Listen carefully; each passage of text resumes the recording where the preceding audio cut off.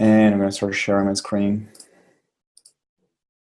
So yeah, we can, like, if we can start every class with some of these ones, it will hopefully help raising a few questions.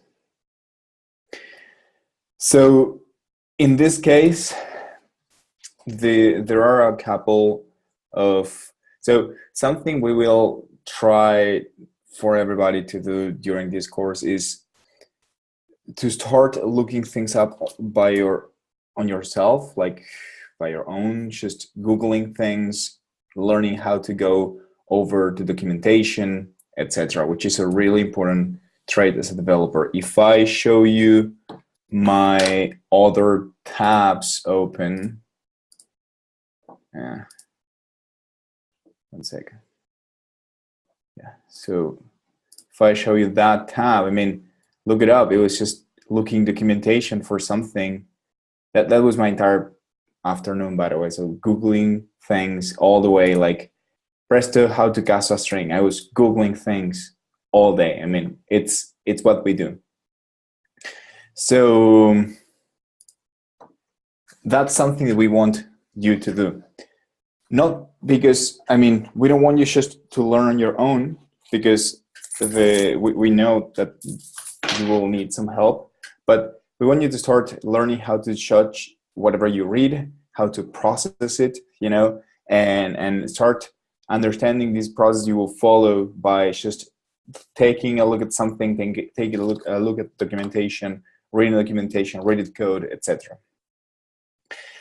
So I would approach this assignment as the easiest way possible. Of course, we can try something like, if we have an A, for example, and we have a B, right, as characters, what happens if I do, I don't know, print, actually I don't need the variables, print A greater than B, for example, is A greater than B, and I get false, and what about the other way? Like, is it B greater than A? So yeah, that happens.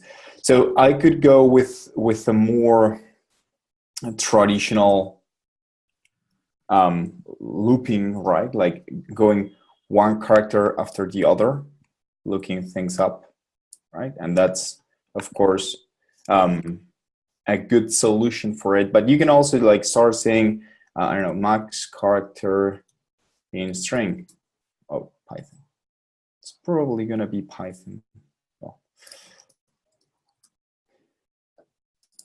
Not much length. So anyway, I don't want to waste a lot of time here, but max character, yeah, there we go. So something like that. And I start touching, you know, the resource that you use, etc.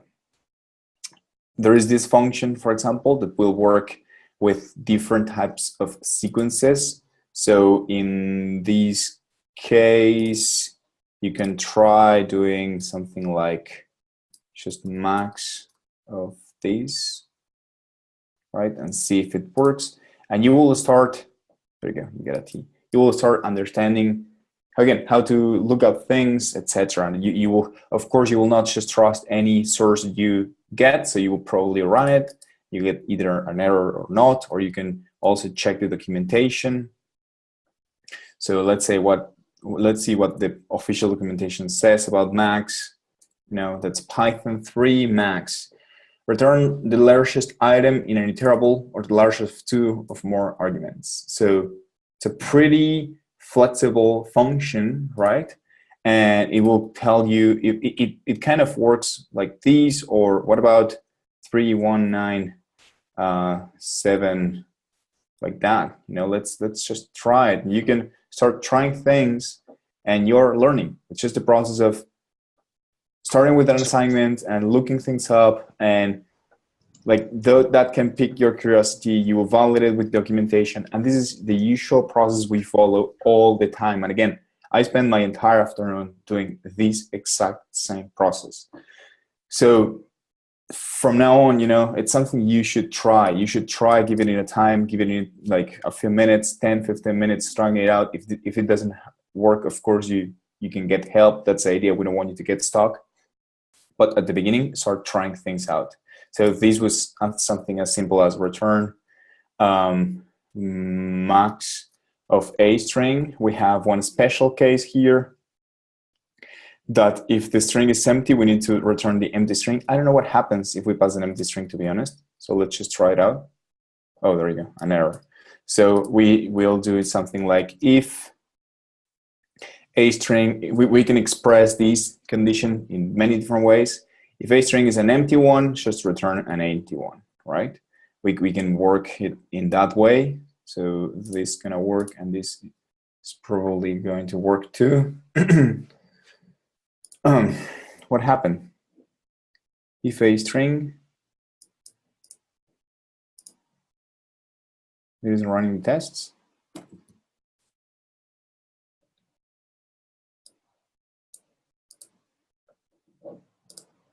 Anybody experienced any issues? Oh, line 10. Thank you very much. I just left my previous. There you go. So these are why you read the error code.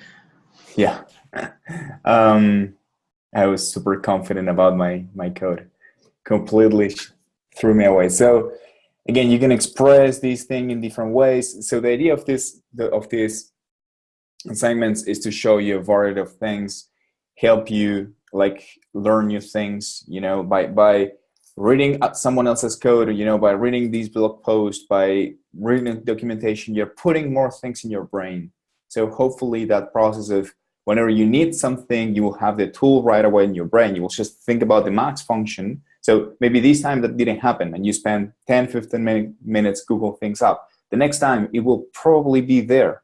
So it's this process. I could sit you and just tell you, read this entire page of documentation, and you have to say by memory which is the role of each one of the functions. So max is a function that takes an iterable, and that doesn't work. You know, you have to try it on your own. That's what we're trying to do. And one more thing here, always think about the different ways you can express these conditions. So can anybody else think about a different way of doing this?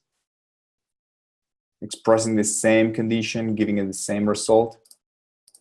I did the same, but backwards. So if a string isn't empty, then it returns the max. And if it there is you go. empty, So that, return that, yeah, that something like that, right? Yep. So is everybody? Do you all understand this? Basically, when you're dealing with conditions, you will usually have a few that are. So there are conditions. How to put it? There are conditions that will be kind of binary, right? You will either have all the universe of possibilities, and you will split that universe into two perfect sets.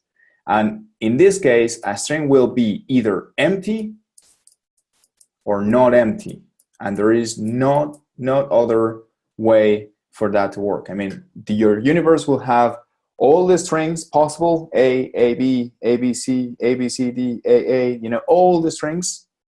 That's going to be all this spectrum, and then you have the empty string. So there are only two possibilities. That's why we can just completely split those cases. And in this case, if the string is not empty, we can safely return that. If the string is not empty, what is it? It's empty. So we can just return that other one. That's the way you will read it. And any other idea? How can we express this thing in a different way?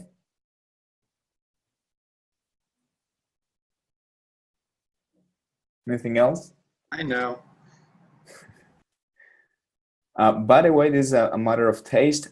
In these cases, I prefer this completely a matter of taste, but I think it's important to share. I prefer to express these things in this way because this will immediately signal the person reading my code tomorrow that this is a special case. So I put the special cases first, you know, because I mean, if there's a condition there, it's something, it's because it's special because of some reason, you know, that's the thing here, right? So it's clearly a special case, and that's why it's first. And it's like, you know, you immediately notice this when you start. So that's just a matter of taste. So any other idea how can we express this differently? Come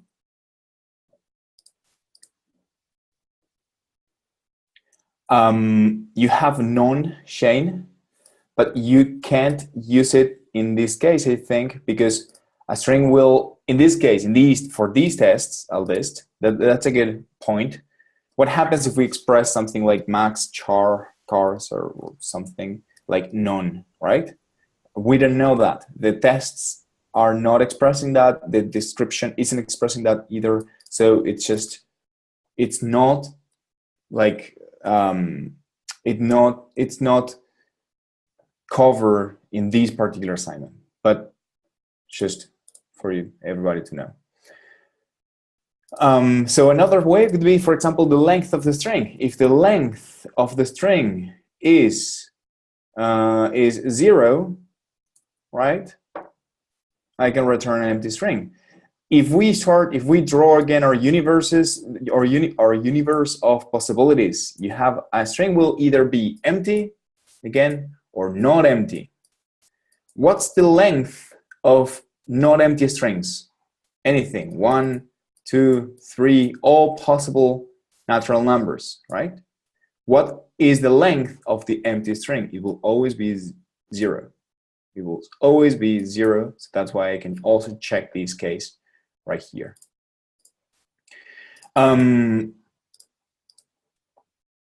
have a good one in the chat. Which one? Is or not? There you go. So that's another good idea. So something that you will find is that, where is it? What happened to this? Is this thing working slow for all of you? Or is it just me? Yeah, I got. Yeah. All right, thanks. I will double check later. So something also useful here is you can express an if statement with a string just without comparing it to anything, just considering if it exists or not. So for example, if I do something like search all the users with a given criteria, I don't know, email, like first name is Mary. So I'm writing the search users function that just searches in the database, for example, all the users that are named Mary. And here I'm going to put the result, right? And let's say the result can be example or case 1.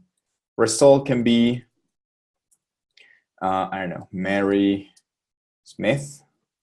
And case 2, another case, right, is that there is no user named Mary. So in this case, result's going to be empty, right? So let's just work with those two ones. I will comment this thing out because it's going to work. It's not going to work. We don't have that function defined. So we have these two cases. Result 2 is empty. Result 1, it does have a name. So you can express strings, something like if result 1, just as it is, without comparing to anything. You could say something like, for example, if the len of the result 1 is greater than 0, right? Print user phone is that format result 1, right? So this could work. But it turns out that Python is smart enough to separate this universe of empty strings and not empty strings. So you can just express this condition as if result 1, just as it is, if result 1, and it will just work. And this will check only if this string exists, so or is not empty. So for example, if I put here 2, else print nothing found, there you go. It's gonna tell me nothing found. So this case right here considers just putting the plain string here considers if the string is empty or not.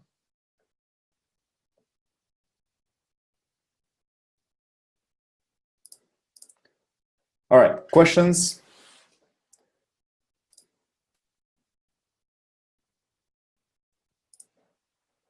Nope, makes sense. All right, so let's start working with today's class. We're gonna talk in a little bit more detail about strings, and we will also talk about for loops. All right, that's the idea of today. I will ask you, everybody, to ask your questions. All right, again, this first week we need to put you all on the same page. We have a pace that we've come up with. We just do things in a way, but it's of course possible that you need extra help or you have more questions, so just let us know. Sounds good? I'm gonna mute you all, by the way. There you go. So mute yourselves, unmute yourself if you want to talk. So strings are really important. They are just another regular data type in Python, like an integer, the type of an integer, or the type of a float, right? A string is another regular data type in Python, but we work with strings pretty much all the time. So that's why we consider it's important enough to have this section of the class dedicated to it. First thing about strings is that you will work with them very often. You will see them very often in your code, and we recommend you to just keep looking at the documentation about strings. All right, just you will find that strings have many useful libraries, functions. Sorry, not libraries. Functions and methods and things that are already pre-built. Right. So how can you get all lowercase letters in your language? You can just use string.lowercase, and it will give you all the lowercase letters in the alphabet. So these things are pretty handy, and you will not know about them if you just don't spend time reading the documentation. There are also really handful methods for strings, and we're gonna see them in a second. I recommend you, if you can use this, not if you can use, but if you want, this devdocs site, devdocs.io. That just is an easy way to search for documentation, right? This fuzzy matcher is pretty good. So let's get started. We have a few examples here to test, and we can talk about a few other ones if you have ideas about them. What happened with this? What?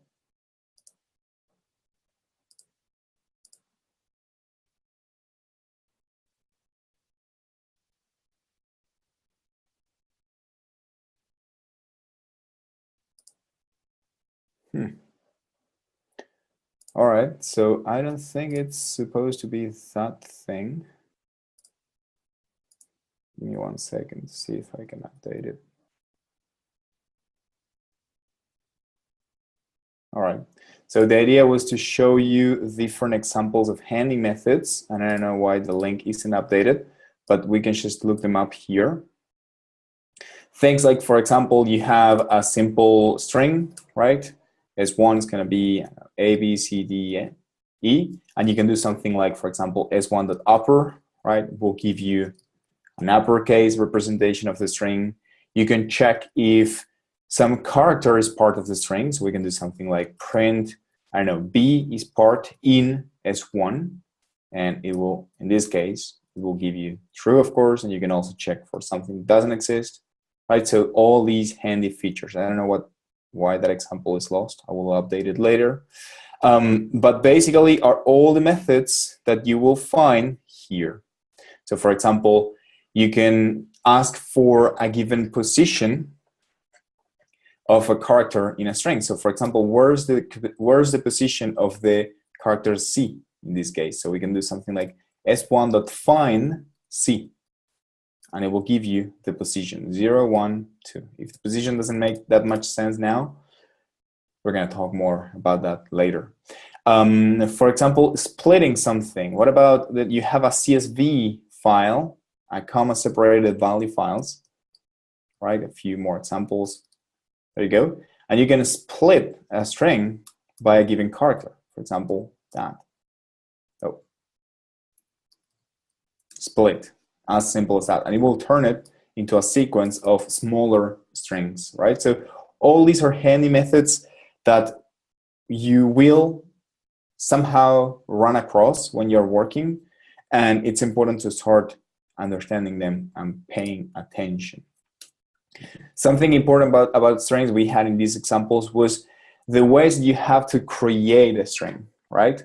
So you can define a string as a simple literal, like hello world, or you can define a string as a sequence of steps, right? You can start, for example, with an empty string, and you can then do something like s plus equals the hello world, hello word. Then you can add a space, for example, and then you do another one with world, for example, right? Or you can split it out into several characters, and you're still building them. So sometimes it's useful to know that you can start with an empty string and then build, right? Sort keep growing it, right? Or keep building with it. So any questions about strings in general, anything? We're going to start talking about string slicing. And for that, we need to understand better the positions or the indexes of the characters within a string. So we are working with a simple string, A, B, C, D. We have it in this notation right here. And this string, right? Sorry, any string will have the concept of positions or indexes. Remember when I show you the s.find, for example, B, it gave me the index of the B character within this string, right? In this case, B is in the position 1. So every character in a string will have a position starting from 0, right? In Python, everything will start from 0. There are some other programming languages that will start counting from 1, 1, 2, 3, 4, 5. In Python, everything starts counting from 0.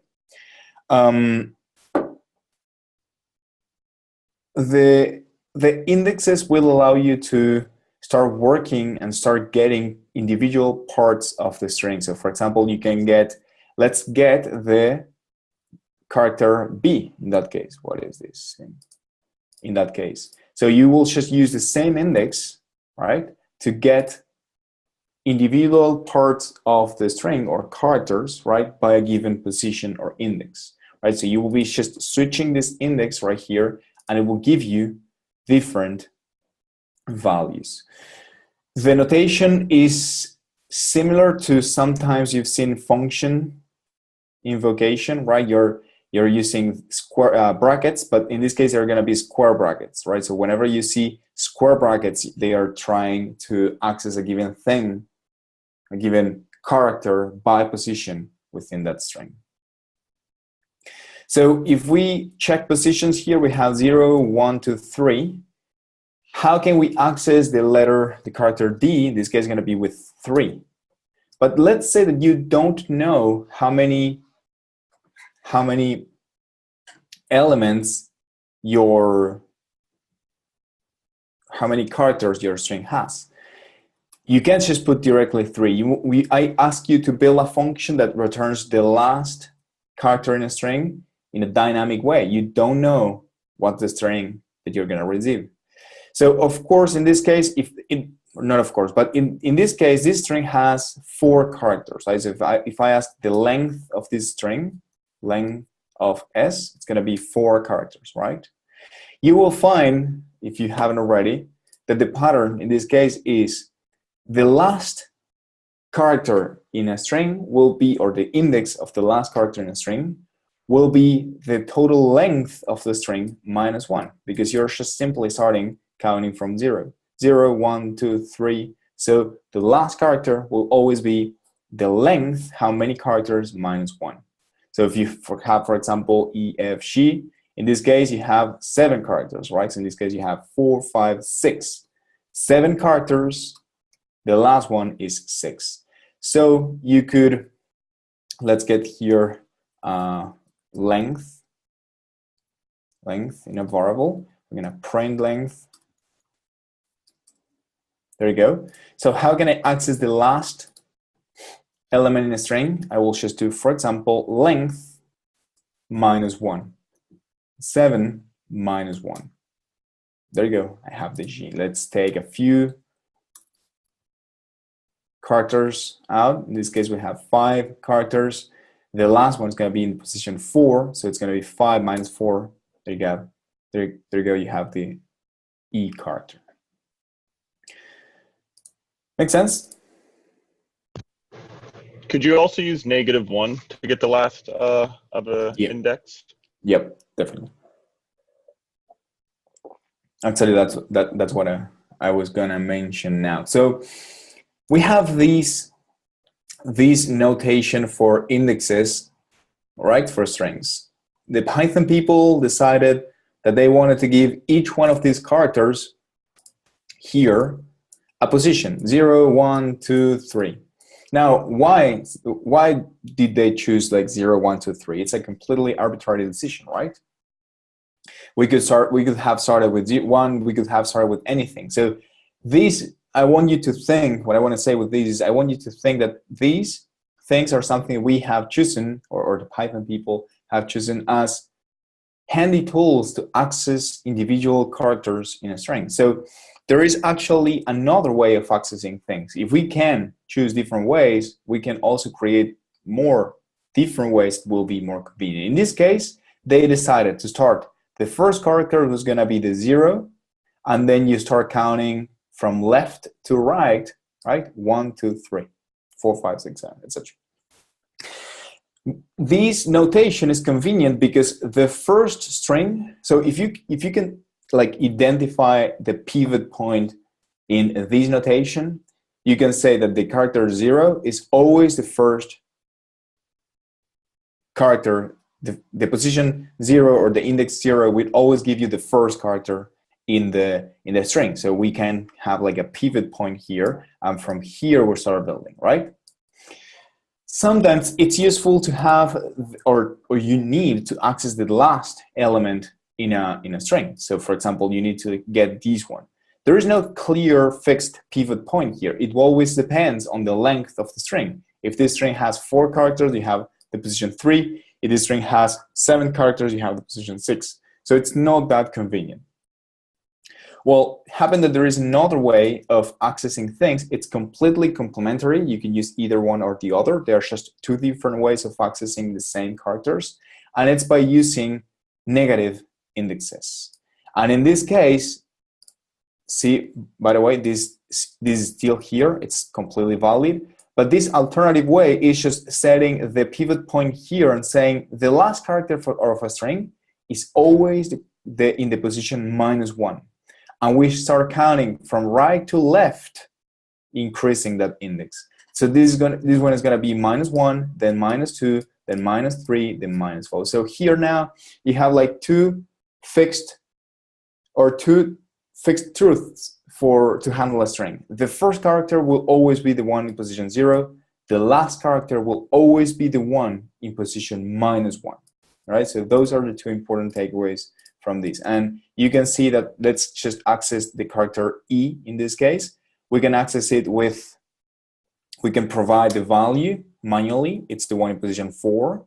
Or we can get it with this dynamic way that it's going to be 5 - 4. Or we can just do print s at -1, the last one. So you will see we have these 3 different characters. Sorry, the same characters with 3 different ways of accessing them. Make sense? Questions?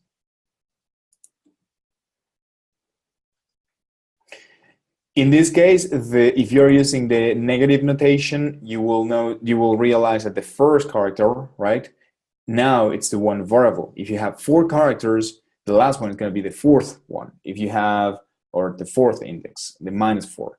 If you have 5 characters, you will have -5 as the last one, right? So in this case, the dynamic way of getting, let's get the first one. To get the A, you will do either 0, or if you want to use the negative index, you will have -1, -2, -3, -4, -5. How many strings, how many characters you have in this string? 5. So the first one will always be negative the total length of the string. So in this case, it's going to be, let me do here -5. I'm going to comment this one out. There you go. We have the first one. But again, we can get this thing dynamically. Length is actually the length of the string. In this case, is 5. So you could just turn net length to negative, right? You can do, you have 5, you can just do 5 times -1, and you will make it negative. So in this case, you can just do times -1. There you go. 3 different ways of getting the first string again. Make sense? Questions?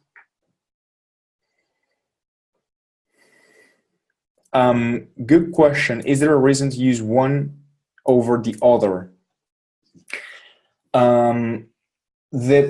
Yeah, it depends. Yes, exactly. It depends on which end of the string you want to start, says Matthew, and that's completely. Let me show you. I always show this example. This is a service that gets you prices of Bitcoin. I don't know if you guys are familiar with Bitcoin, but basically they return something like these. These are trades. Where are them? Documentation. Trades. Why isn't it showing? Ticker. Yeah, there we go. So they will give you like all these values. And if you need, for example, the last price, you could start counting 0, 1, 2, 3, 4. Yeah, right? But in this case, you're closer to the end than with your to the beginning. So in this case, probably better. Not, I don't know if probably, but in my experience, it was always better to do something like -1, -2, -3, -4, and it's closer to your given fixed / pivot point. It's usually either the beginning or the end. The value that you want to access, where is it? Is it closer to the beginning or the end? In this case, closer to the end. So for me, and again, this is a completely subjective opinion. An opinion is always subjective. A completely subjective thought.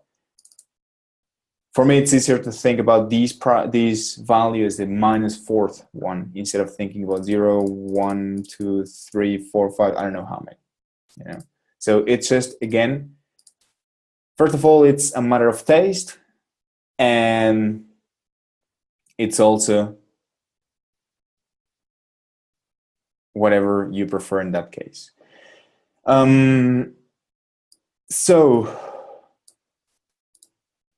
let's move forward. It happens that you can't just get particular characters, only one character, but you can also get groups of characters. So for example, you're gonna say something like, and let me go back to the first slide. You're gonna say something like, what we saw up to now, to be completely clear was, we will do something like, get me this character right here, or get me this character right here, or this character right here.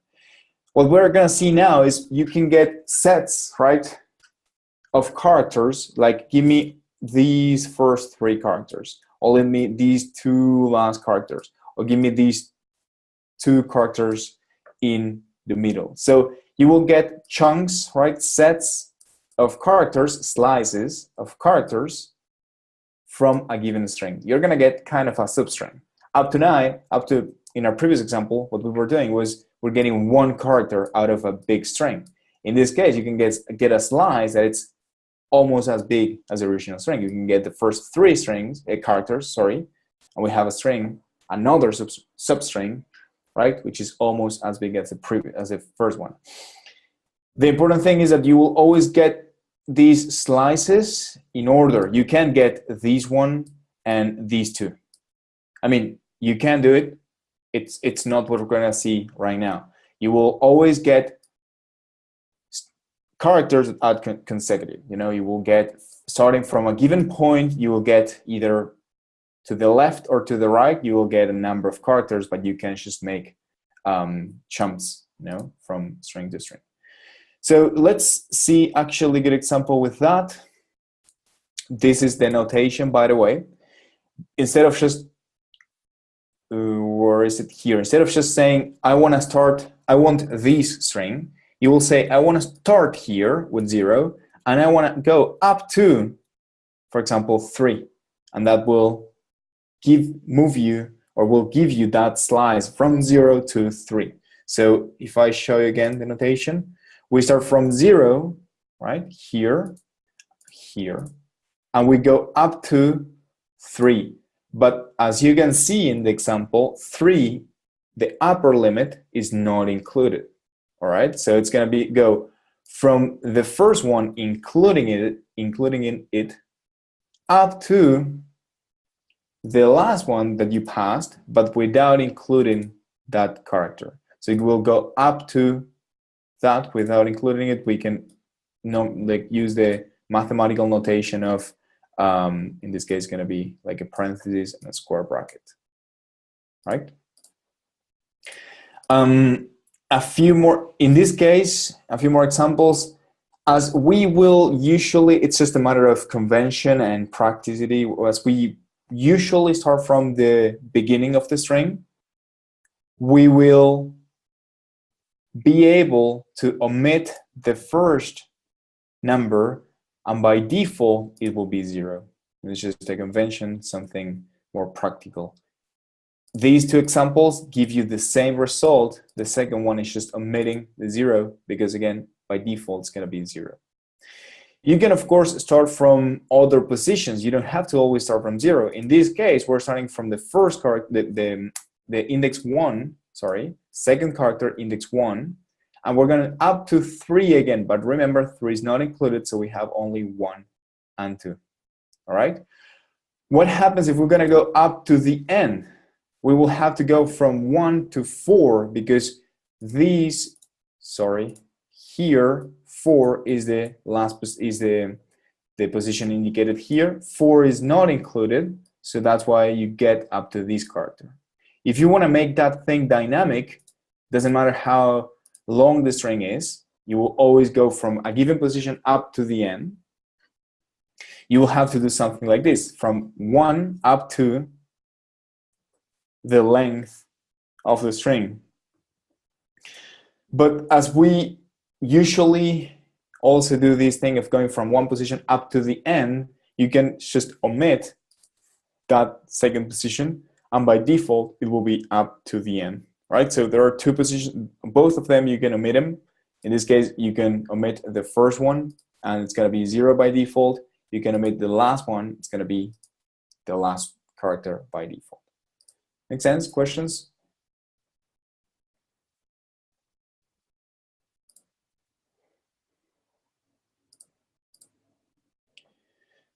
Yes, -1 will also work. Let me pull these examples. Hopefully REPL. So REPL changed the way they are sorting things. That's why they are converting them. I don't know if we changed the slides accidentally, or they're not managing the migrations correctly. Shane, how do you make an inclusive range? It's always exclusive. So you will have to, if you need to go out to the string 2, you will need to just add 1 to that. There's no way of changing the mode, like either inclusive or exclusive. You will have to always add 1 to get the final string. It's just to keep it consistent, you know, with every implementation. So we have a few examples here. Just things to try on if you pull the slides. If I get this thing here, and I'm going to increase the size a little bit, you can start trying things out, you know, like let's go from -1 up to -4. Oh, -4 up to -1. There you go. So I just put in the other way. So DEF, right? You're also using the strings, the indexes with the -1s. You have a few examples here to try them out. Whatever makes more sense when you're deciding the slicing. Questions about this? Can you show them line 36 on that thing real quick with the jump, like the 2 at Oh, the the step. Yep.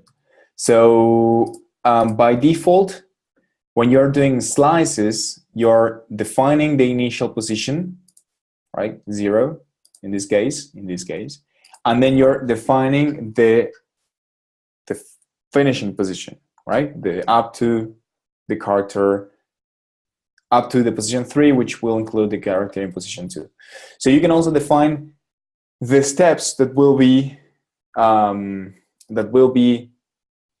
the shums, right? How do you say, Jason? Like steps, shums that will be used for string slicing to build that simple string. Increments. So increments, yeah. So instead of going like 0, 1, 2, 3, you can tell them to go 0, 2, 4, 6, etc. You know, make shums out of 2 characters every time. So if you ever need like just the even or odd characters, that could be useful. I think you muted yourself, but yeah, exactly. So for example, by the way, that's going to be the third parameter. So by default, you're going to do something like from 0 to 5, and 1 is a step. This is the default one. We always do shums of 1 character. But you can also say shums of 2 characters. So you're going to start in A, then you go up to C, and then you go up to E.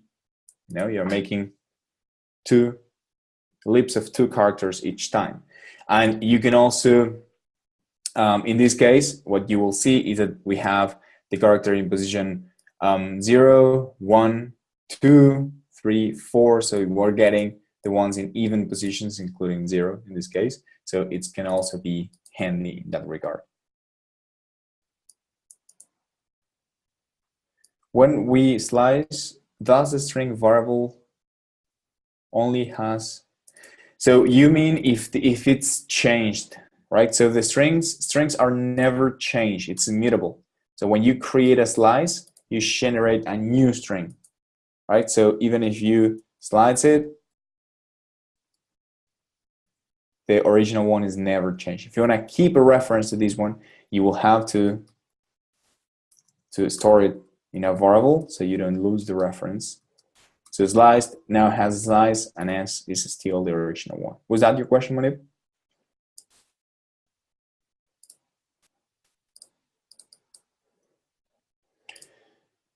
All right. More examples here if you want to check them out.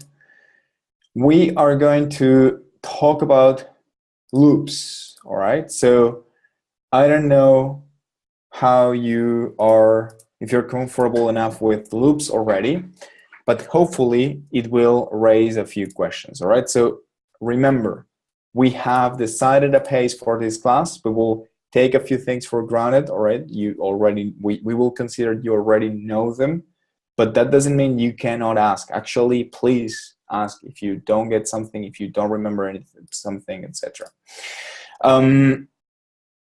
So let's talk about looping over things. Does anybody have troubles with a while loop? Do you people remember about a while loop? Or do you don't remember about a while loop, to be honest? That's better. With the while loop, I always get, I would say always, but with like the count and holding a count for knowing when to get out of your while loop, or if it's like, you know, if it's for this and that, we're stopping in that too. But definitely the count and holding variable to be able to get out of your loop. Yep. So let's do a quick review to, I think what Ray says, it's just hitting the nail on the head because it's the usual problem. We all suffer that. So we start saying that we want to do something a given number of times. We're going to repeat something. So we're going to do something like hello world, and we want to repeat that thing 3 times. You've probably heard me say something like, I would love to have a block in Python that it's something like repeat 3 times this thing. So it'll just run this thing 3 times for you, and you get the same end result as this thing. This doesn't exist, right? We don't have this block. So what we have is the while block. That it's expressed generally. It's something like while a given condition happens, do something, right? So this is the general. By the way, these brackets are not required. I'm just highlighting important parts of the while loop. So this block is the first type of loop construct that we use. And again, the concept is while this given condition is true, keep looping. All right. So it will start, by the way, this do something block. It's just a block in Python. You can have as many lines as you want.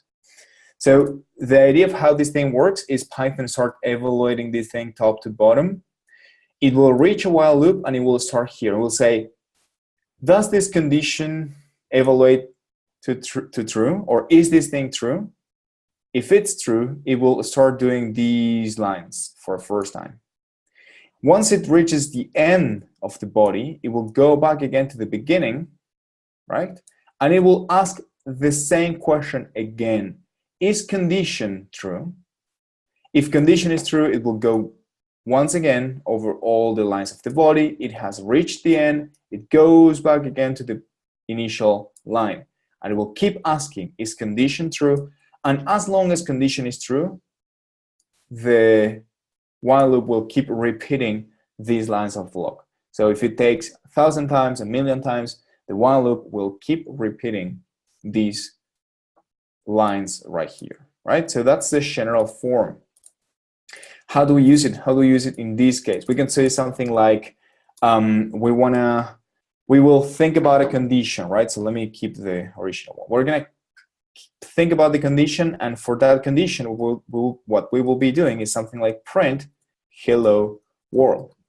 If I ask you print hello world 3 times in this form, you're also thinking about a condition, right? Your brain is typing print once and you're counting internally, like how many prints do I have?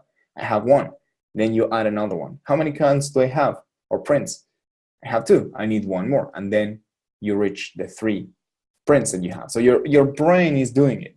Your brain is adding lines, right? While you haven't gotten to 3 lines, to 5 lines, to 8 lines, whatever was the initial condition. So we will do pretty much the same process, but we will need to explicitly specify our conditions because our computer isn't that smart.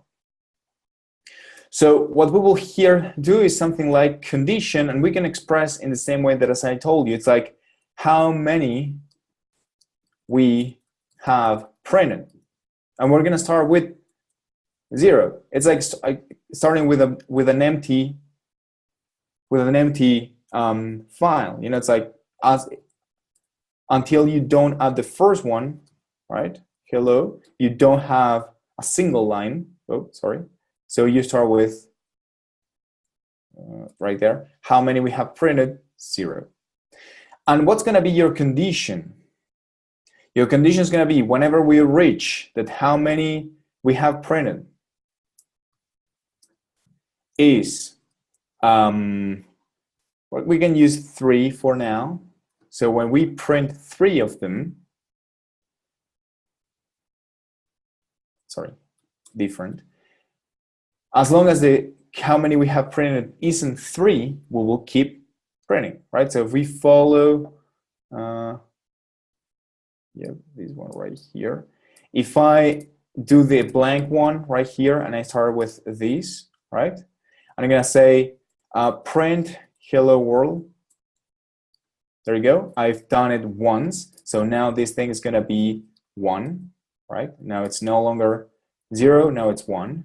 And I'm gonna print it again, so this is no longer 0, now it's 2. And I'm gonna print it again, and now this thing is 3, right? So now that I have 3, I will just stop doing it. So as long as how many we have printed isn't 3, we will keep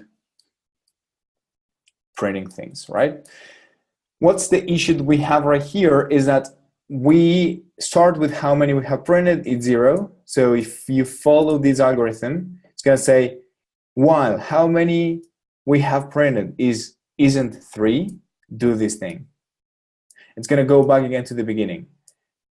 While how many we have printed isn't 3, do this thing. It's gonna keep doing this thing forever because how many we have printed is not changing. It will always be 0. So it's like saying I have a car, right? I have a street. I have a car stopped, and I say, while the car hasn't reached this position right here, I will keep doing something. But the car is stopped, is never changing its position. So what I have to make sure is that after I do something, I move the car, I move my thing a little bit. So at some point in the future, I don't know how long it's gonna take, but at some point we will reach that desired end, right? So in this case, what we need to do is just increment that variable by 1. So we will do +1. Plus equals 1 just increments the variable by 1. I'm gonna run it. We will turn this thing down. There you go. And we have our 3 prints. Make sense? So the while loop is kind of the most general type of loop. Seriously, it's the most general type of loop. You can do anything with a while loop. The problem that it has is that 2 or 3 things. The first one, it will make you think too much. You just saw my mistake. I did equals at the beginning. It keeps happening to me. I'm not that dumb. Trust me. It's just sometimes it's hard to think about the conditions. It's hard to think about all the use cases. In this case, we want to just to print something 3 times. It's the stupidest example ever.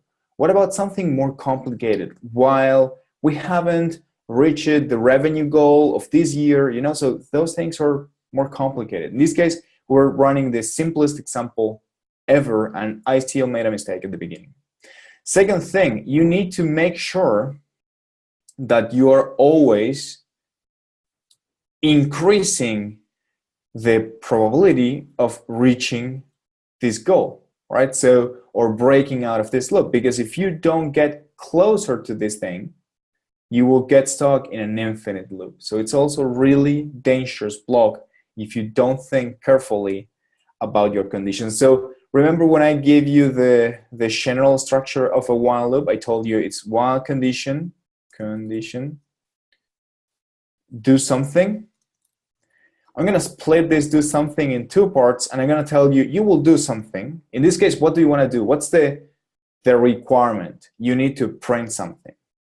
But aside from printing something, you're also getting closer to break out of the loop, right? So I'm gonna call here advance your variable, but it's gonna be something just get closer. It's gonna be get closer to break the loop. So your body will usually always have, aside from a few number use cases, you will always have something to do, what you actually want to do, and you will also find a component of a variable being increased or something that will get you closer to breaking out of this loop.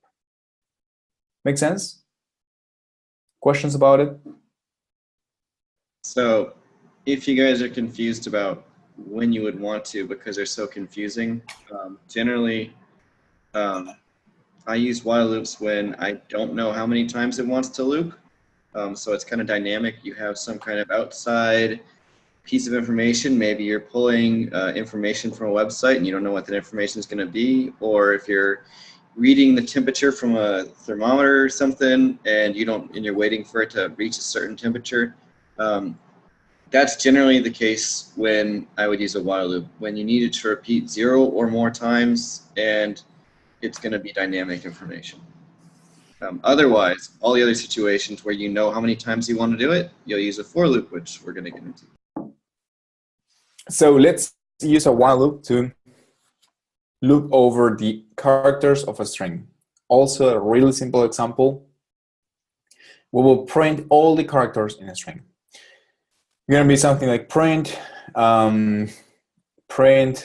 A, right? Print B, print C, etc. That's what we want to achieve. So what we will do is something like while a certain condition, right? We will print a given character. There we go.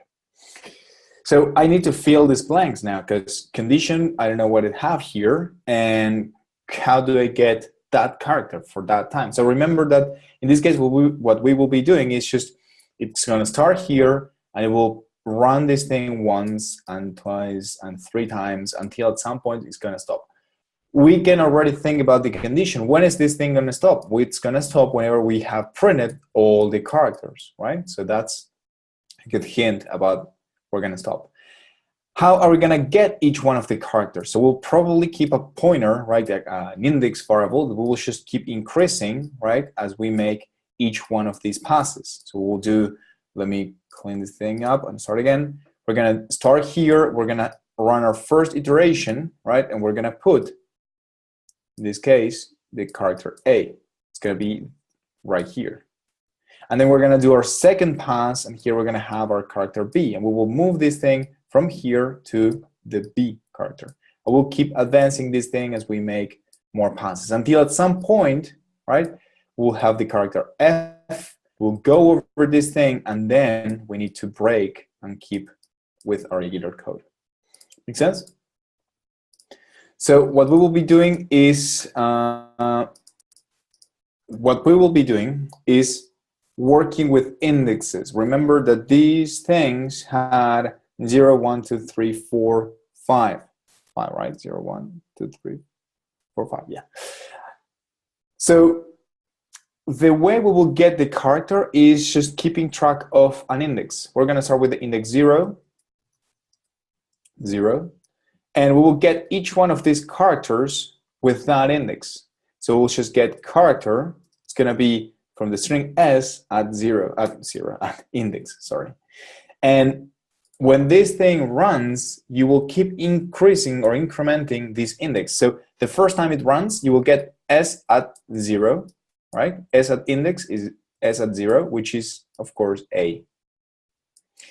Then you will increase this thing, increment it by 1, and now you'll do X at index again, but index is 1, so you now get the character B, right? And you keep increasing this thing or incrementing it, right? And getting the third one, right? And you keep moving forward with that index. We can also use the index we can also use the index for our condition, right? So for example, if I, right here, if I check about the condition, how many times I'm going to loop, or what will be that thing that will tell me that I will stop looping. If I ever reach, for example, the index 6, in this case, I will keep increasing 0, 1, 2, 3, 4, 5, 6. If I ever reach the index 6 here, that is outside of the indexes of my string S. So here, I can just break. So let's put that in code. Let me clear the screen. It's going to be something like, while the index isn't 6, as simple as that, I will get the character and print it. What's the issue? What am I forgetting here? I'm forgetting, of course, to increase the index, to increment it.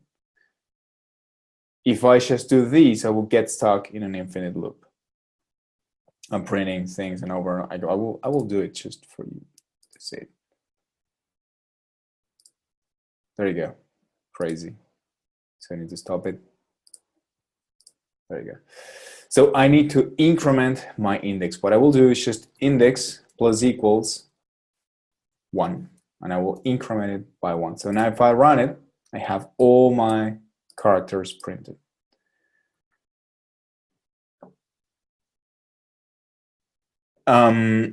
You can, no, we're also getting the last one. We're just using the positive numbers, 0 and the positive numbers. We could very much start in -1 or in minus, how long is this? 6, -6, -5, -4, -3, -2, -1. But in this case, I think it's a little bit more intuitive to start with 0. But you can very much get it with whatever way you want. Make sense? One more thing, what happens if this thing changes? If we have 3 characters, for example, instead of 6? We will break it because we will try to get an index that doesn't exist. In this case, 4 doesn't exist anymore. And we're going up to 6. So to make it dynamic, we should just check the length of the string. 0. There you go. So how many elements this string has? 1, 2, 3, 4, 5, 6. What's the limit? 6. So here I can just replace it entirely with s, with the length of s, sorry, and I get the same result. If I remove characters, it's still working without errors.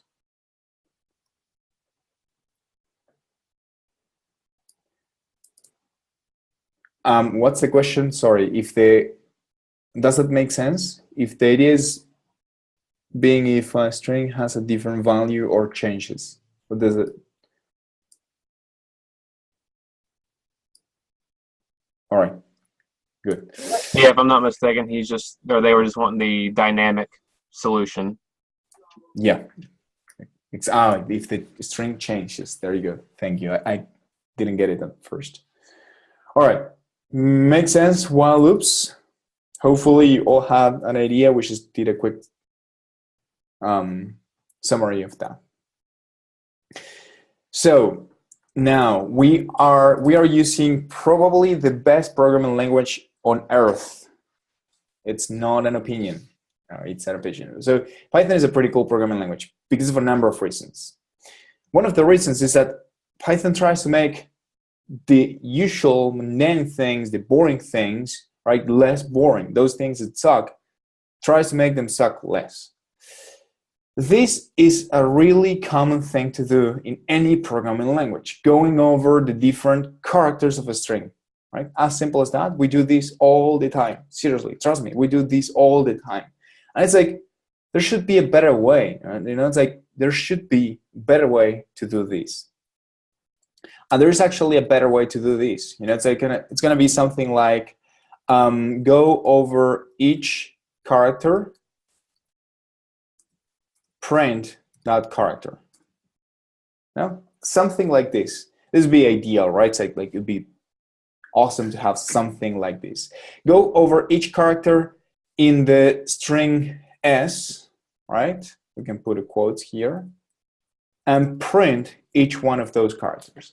We're gonna use something like this. It's gonna be a really cool block of code. And again, the idea is that it will just let us iterate, right? It will let us do pretty much the same thing as this, but with a really concise and simple syntax. And we will not have the issues of forgetting the condition, so we will end up in an infinite loop, or forgetting this one and we will also get in an infinite loop, or making a mistake when choosing the condition, so we'll get half of the string, for example. So it will just avoid the common errors that we can encounter. So this block is of course not named go over each character in the string s. It's called in Python for character in s. As simple as that. And it doesn't have any relationship. If you know other programming languages, if you know JavaScript, C, C++, Java, it doesn't have anything to do with the for loop that you already know. So it has the same word at the beginning, but don't confuse them and don't try to use them in the same way. All right, so important. Don't use a for loop in Python in the way you would use them in other programming languages.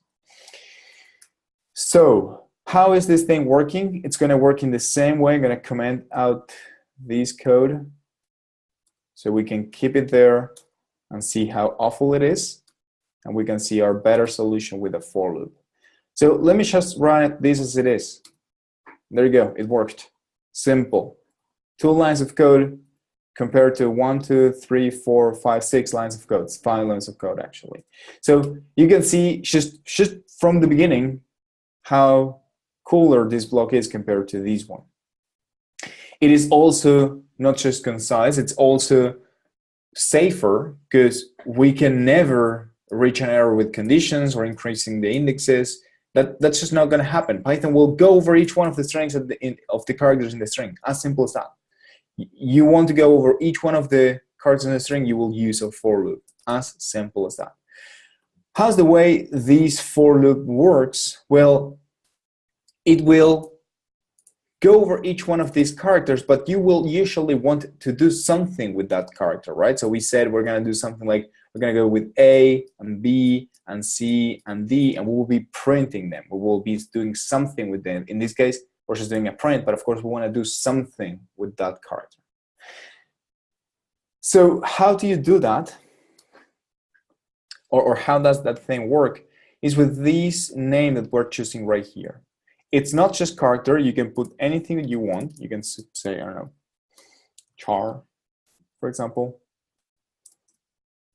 It will work in the same way from C, or I don't know, my character, you know, that. So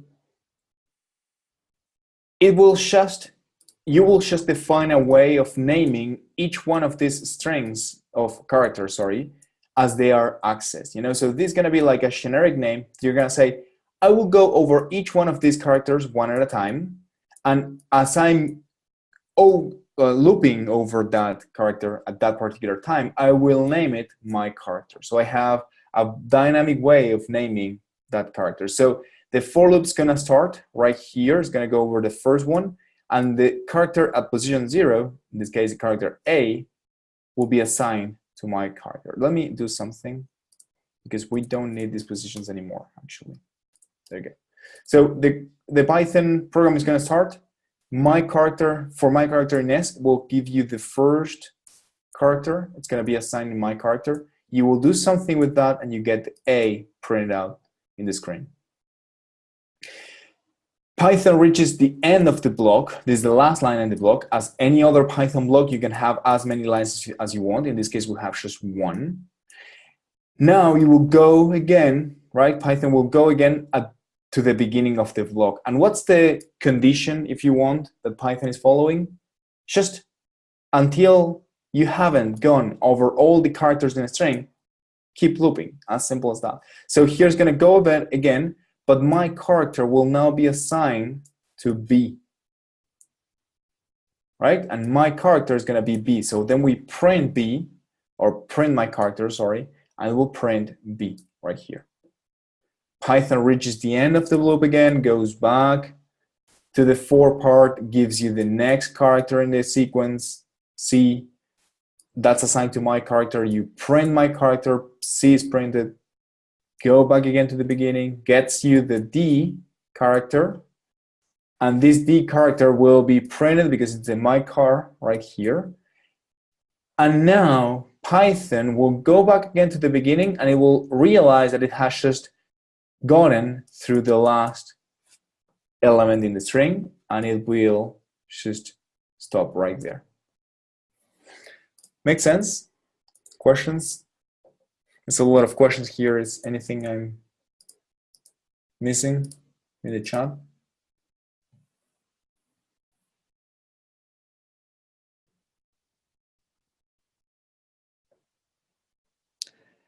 No, it's not used just for strings. We will use them for lists, for tuples, for dictionaries. We will use them for anything. For now, we want you to focus on strings first. Only on strings.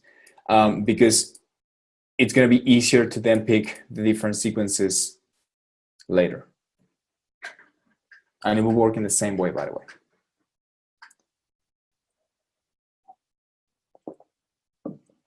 So for example, we want to print all the characters in this string, but we want to turn them all into lowercase. So I'm just going to do something for my character in S, and I will turn it into lowercase with my character.lower, another handy method of the string documentation that you're probably reading already. Lower, there you go, str.lower. And I will print that lowercase string. There you go. I have all of them lower. I will generate a list of strings here. I'm going to just put all these strings. There you go, all characters. And I will print only the characters that are either A, B, or C, right? So I will just go for my character in S. If, I'm going to use something like if my character is A, or my character is B, or my character is C, I'm going to print it. In other case, what do I do in other case?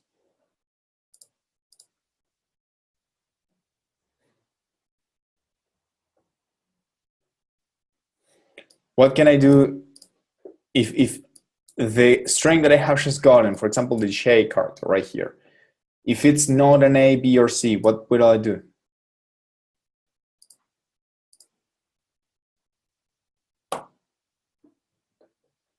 Any ideas? I'm kind of confused on what you're looking for. I want to print from this large string, this long string, I want to print only the characters that are A, B, or C. So for example, I want to print A. Every time it comes across A, B, or C, it'll print it. Yeah, exactly. Yeah, I got that part. I was confused. You wanted us to find another way to print those other than if they equal to that? Is that what you're asking? No, actually, yeah, it's kind of counterintuitive. It's a trick if you want. I will do nothing. I will just do nothing. I want everybody to be familiar and comfortable with the concept of doing nothing here. So I will go over each one of these characters. A, right? A is part of my condition. So character is equals to A, so I will print it. But then I will get rich N. N, right, is not part of my condition. So I will not I will not get into this part. Just the Python code will just skip over and it will do nothing. As simple as that. It will do pure nothing and it's fine. I want just everybody to be comfortable with that. So if I run it, right, I get only one. I don't have any C, B, C, B again. There you go. So I have a few more characters. So this is just a simple example, of course. We are looping over each one of the characters in this string. And again, the important part is how Python is choosing to, or not Python, actually, you're giving a name to a variable that will be assigned with that given string every time it's looping. Makes sense to everybody? Questions?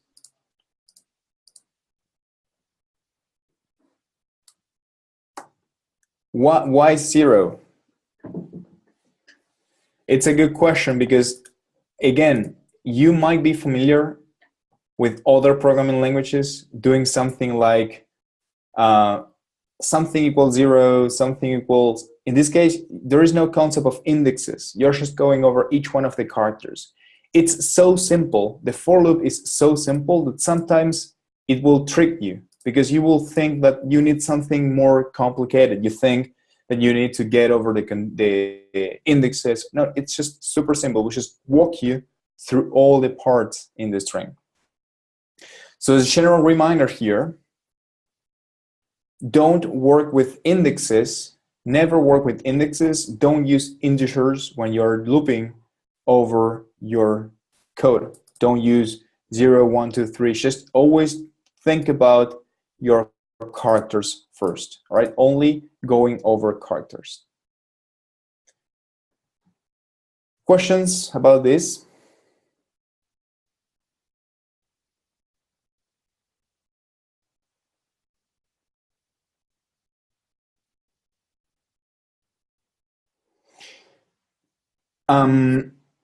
So I will not get over enumerate or range today because I don't want to see a simple range in your for loops, right? So I don't want to confuse people. Yeah, I hope. I'm waiting. No, seriously, because if I introduce range and enumerate, I will start seeing ranges and indexes in your for loops, and there should be there shouldn't be a single integer in your for loops, except it's completely required because you need to get in the position. For simple cases, you don't need to get over the indexes. All right, so it's the simplest thing possible. Any questions about for loops, while loops, strings in general? You have a bunch of things here to use. Google is your friend. Whenever you need to do something, you can just Google it, as simple as that. So we can, I don't know, replay something from a string. We can, I don't know, you can do pretty crazy things with strings. Actually, yeah, it's super interesting. If you ever get stuck, just Google the word Python, and then whatever you're trying to do, find this in a string or whatever, and you'll be directed probably either here or somewhere that will get you. We encourage you guys to learn how to use the Google. You'll have to as a programmer. Please do it. So you have homework. Seriously, you have homework. You have 1 week to complete this entire unit. You will see that this Learn platform has the concept of quizzes, but they are, if you try to access any of these, you will see that some of them will be private, because these quizzes, we will use them later, and these quizzes will give you a short period of time to work on them. In this case, this week 1 quiz is the one you have to work with. You will not have like a strict counter of time. It is just required for next Wednesday. So you have an entire week to work with this, an entire week to work with this. The assignments here are relatively simple. They will start building in complexity, and they will focus on control flow statements. They will focus on string handling, string formatting, right? And a few other things here. You will, right? This one right here. You will find a few that are easier than other ones, but for now, it's going to be a good start point. Why do we ask you this week? Because we need, those of you that feel comfortable, you will just go pretty quickly over all these assignments. It will take you, how long, Jason? 1 hour, 2 hours? Yeah, somewhere around. And you will get them done.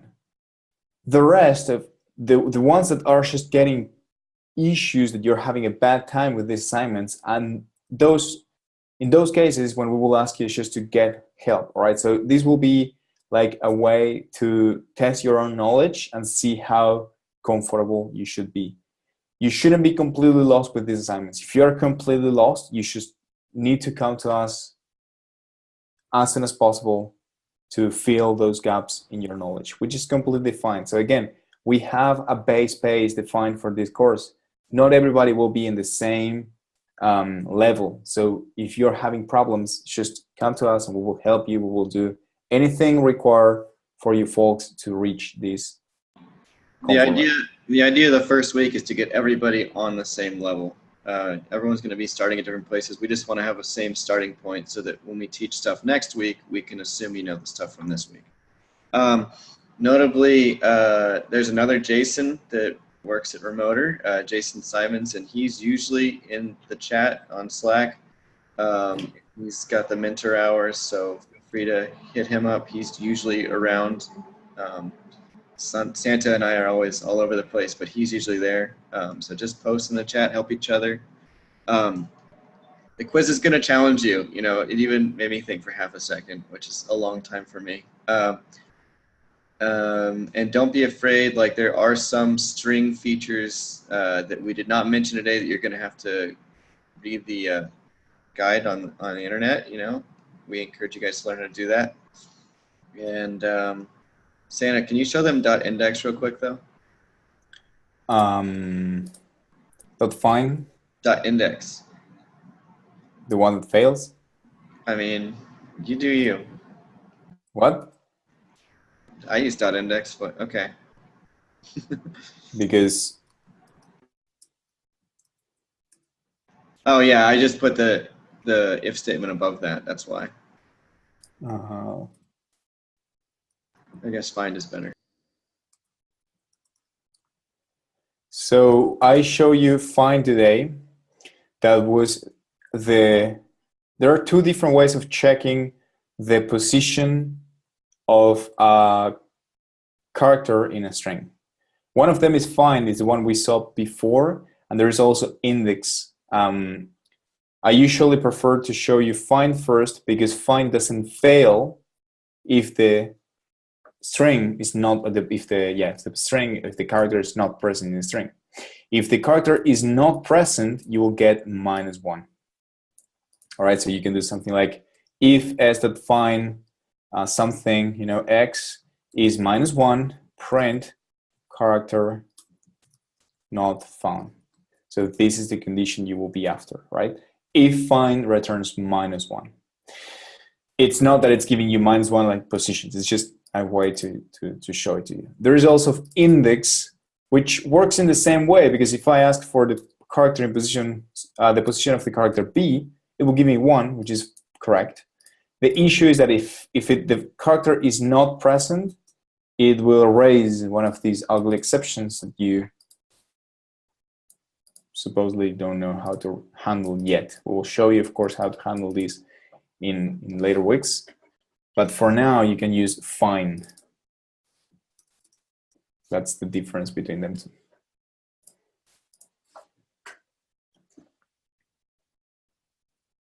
What if you have multiple?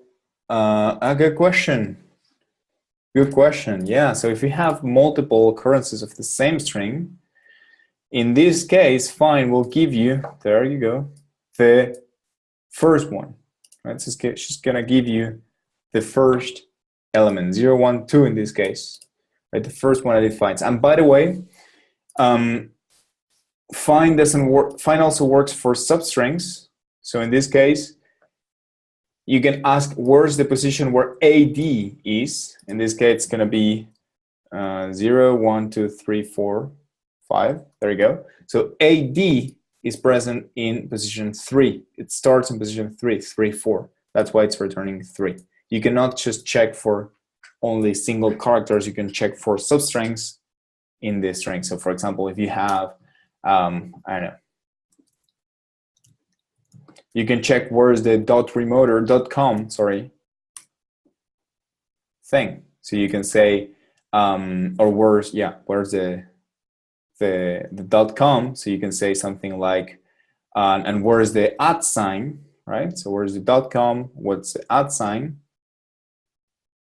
right? So it's 5. So if you get S from 5 to 11 to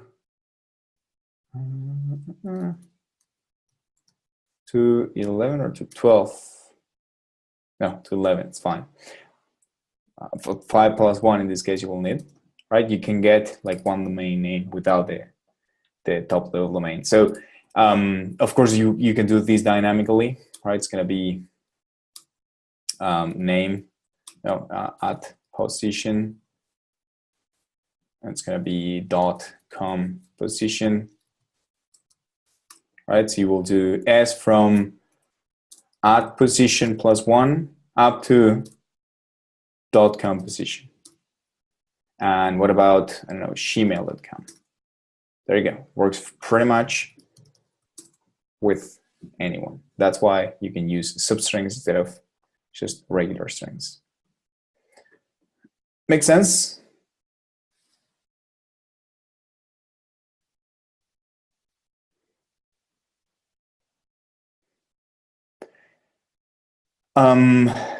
So let's do something. I'm gonna show the indexes. If that's a question, recurrent question, let's just do it. I'm gonna do it really quickly so you can focus on the practice in the following 30, 40, 50 minutes, whatever you have left. So what happens if you need to check? We're going to use the same example. We need to check. We need to give all the positions, right, where we can find the character A, right? So we will just do something like for character in S, if character is A, print the character. We're going to do that for now, right? So we get all the characters there. What we will need to do is we can keep track of the current character that we're using, or the given index, right, we're using for a character. So here, what I can do is, remember that Python here is starting with character is going to be initialized with A, right? So you're going A, B, C, one after the other. So we can start an index variable, and we can keep started initialized with 0. So it's going to be these right here, these character first. We're going to go over the whole loop, and once we're done and we're starting again here, we can just take these to 1, right? So we can kind of follow along the for loop. As the for loop is getting more characters, we are just increasing or incrementing this variable right here, right? So that's what we will be doing. Super simple to do. We will just do here index equals 0, 0. And after we've gone over each one of these after the character, we will just increment it by 1. So now instead of printing the character, we can just print the index that we are maintaining. And here you see that A is in position 2 and position 9, right? 5, 6, 7, 8, 9, 10, 11, 12, right? So it's giving you each one of the positions right there. Make sense to people? I'm using an index to kind of, again, follow along the for loop, right? But I'm not manually getting characters with the index. I am not doing character equals S at index. All right, I'm not doing that. That's bad. We shouldn't do this, because that's the sole purpose of the for loops. Like poor for loop, if you're just taking away the only thing that it can do, you know, it's gonna be pretty lame. So don't access things, don't access parts of the string manually. All right, never ever. Just use the for loop. So I told you Python is pretty much the coolest programming language out there. So this is also a common pattern, and there is a simpler solution. As we had the while loop and the for loop as a simple solution to iterating over characters, we also have a simple solution to do this, and it's gonna be the enumerate function. All right, so you can also search for that. It's this function right here that will, you will just, let me just use it. You will first kill the index. You will not maintain it or keep it updated manually, but the for loop is going to give it to you, or for you. You know, the for loop is going to generate it for you. So you don't want just the character. You want the character and the index every time. Character and index every time. So here you will do index and character in, and here you will say enumerate this string. There you go, works in the same way. So the for loop is taking care of giving you each one of the characters, and also it is also giving you the index. It's giving you two things. That's why we have a comma here. It's giving you two things for every value, all right? Not just the character, also the index. Yes, Alex, exactly. I was actually more afraid of Ernesto with the riot and all that, but that also helped. Now, I need 1 second of your attention, everybody. If I see you doing something like character equals S at index here, I will cry. I will be super sad. Don't do this, please. Don't, all right? Seriously. So this is the idea of the enumerate one. It's just super handy. I will just actually save it. Oh, I don't need to save this anymore. And I will send it here for you folks to have it when you need it.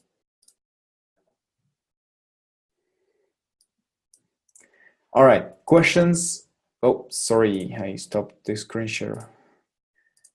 Once again, the homework for you is the week that starts with the lesson first half. It's called week 1 quiz. I will send it over an email. You have up to next Wednesday to do this. Sounds good?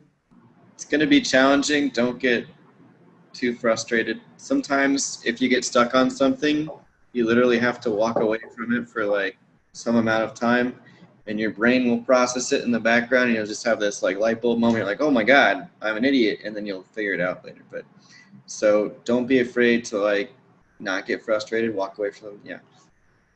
We'll be here for you. Santiago. Yep.